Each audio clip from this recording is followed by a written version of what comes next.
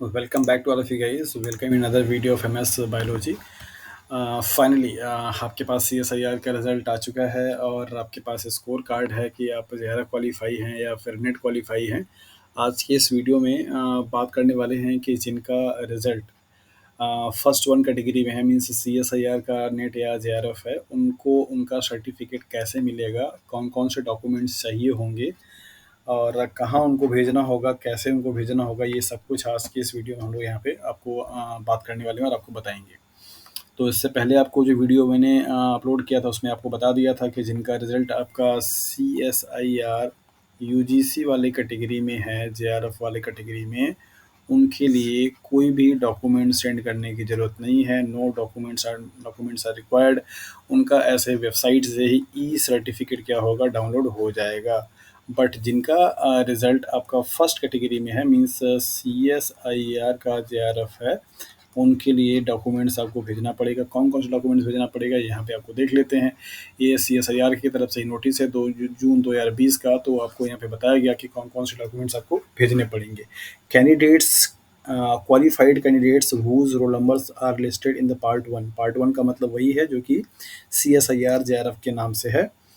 और JRF LS और JRF only are requested to send self attested photocopy of the following documents. कौन कौन से डॉक्यूमेंट्स हैं यहाँ पे ध्यान से आप देख लीजिए।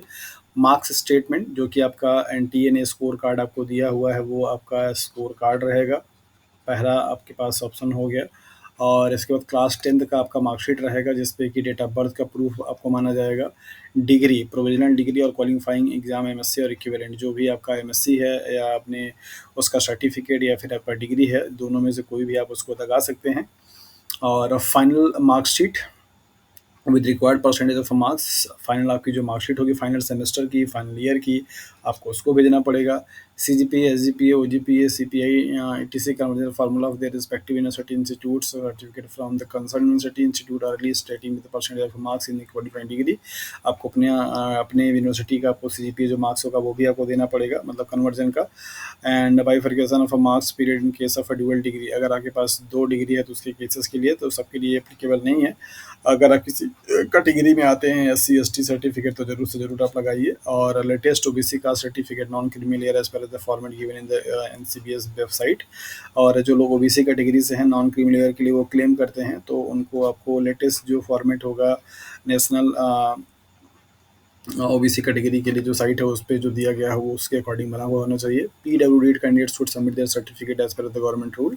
PWD वाले भी क्या करेंगे, अपना सर्टिफिकेट करेंगे। EWS वाले भी अपना सर्टिफिकेट सबमिट करेंगे। तो मतलब यहाँ से लेकर के यहाँ तक का आपका जो है वो आपको कास्ट सर्टिफिकेट जिस कैटेगरी से आप बिलोंग करते हैं उसके अकॉर्डिंग आपको सर्टिफिकेट भी क्या है आपको भेजना रहेगा। तो पहला डॉक्यूमेंट्स आपका हो गया मार्क्स स्टेटमेंट, दूसरा आपका हो गया 10th क्लास का मार्कशीट, तीसरा हो गया आपका MSc की डिग्री, चौथा हो गया आपका MSc के फाइनल ईयर का मार्कशीट, और पांचवा आपके पास बाइफर्केट जो फॉर्मूला है CGPA कन्वर्ट करने का वो, और आपके एक कोई आपका जो होगा वो that is a category certificate. इतना सारा डॉक्यूमेंट्स आपको सेल्फ अटेस्ट करके आपको भेजना होगा। यहाँ पे स्टेटमेंट दे रखा है कि जो कैंडिडेट रिजल्ट अवेटेड वाले कैटेगरी में अपना फॉर्म फिल किए थे उनका JRF क्वालिफाई हो चुका है, तो जब तक उनका रिजल्ट नहीं आया था तब तक वो अपने डॉक्यूमेंट्स को नहीं भेजेंगे। रिजल्ट आ जाए फिर इसके बाद बाकी सारे डॉक्यूमेंट्स के साथ में लगा करके आप उसको भेज सकते हैं।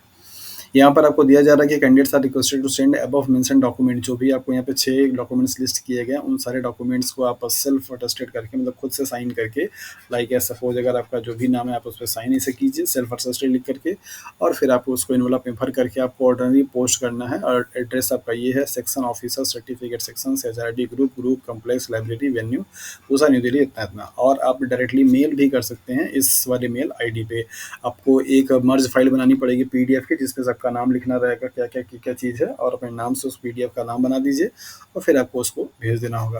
Candidates while sending their documents by post superscribe on the envelope, अगर आप पोस्ट से भेज रहे हैं तो उस डॉक्यूमेंट्स पे आपको लिखना पड़ेगा डॉक्यूमेंट्स फॉर, जैसे अभी आपके लिए अभी आप भेज रहे होंगे तो आपको यहाँ पे लिखना पड़ेगा दिसंबर 2022 एंड जून 2023, ये आपको यहाँ पे लिखना रहेगा फॉर के बाद, राइट।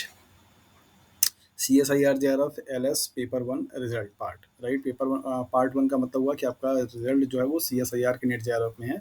आप JRF के लिए हैं, LS के लिए हैं, क्या आपको ये लिखना पड़ेगा एग्जाम्स एंड रोल नंबर, आपको रोल नंबर भी अपना वहाँ पे लिखना पड़ेगा। Candidates the qualified candidates whose documents upon verification are found to be in order can download their e certificate from the website. आपका डॉक्यूमेंट्स जब वेरिफिकेशन हो जाएगा तब आप इस वहाँ से अपना डॉक्यूमेंट्स अपना सर्टिफिकेट क्या करेंगे, डाउनलोड कर पाएंगे CSIR NTA की NIC के साइट से।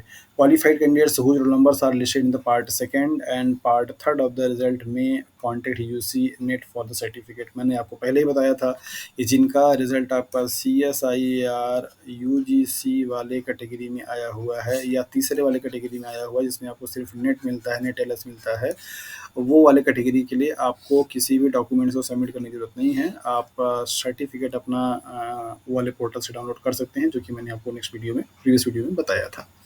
सो गाइस, यही था आपके डॉक्यूमेंट्स का लिस्ट, कहाँ आपको भेजना है, किसको भेजना है, कैसे भेजना है, क्या लिखना है, ये सब कुछ यहाँ पे था और ये मैंने आपको यहाँ पे बता दिया। होपफुली आपके लिए ये काफ़ी हेल्पफुल होगा और अगर अभी भी आपको कुछ डाउट होता है, कुछ प्रॉब्लम होती है तो ज़रूर आप बेशक पूछ सकते हैं।